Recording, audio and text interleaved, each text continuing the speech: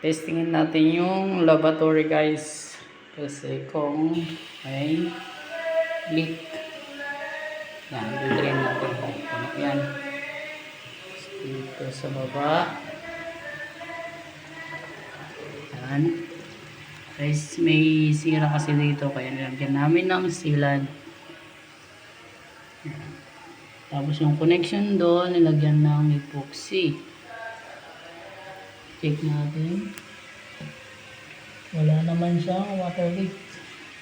Yan yung water heater. Okay. Ay, ubos na yung laman. Ito naman yung toilet. Try natin i-plus.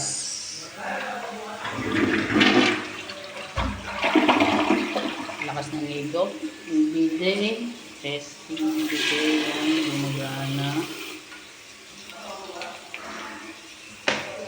Tapos, guys, salamin. So yung shower. Tapos ito yung grate ko ng telephone shower. Ito yung grate ko ng bathtub. Ayan, gumagana na rin. Tapos i-test din natin i-drain.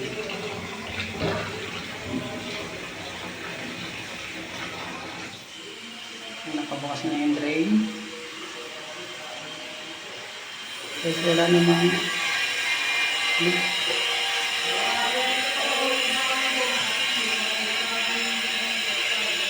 And style ba yan?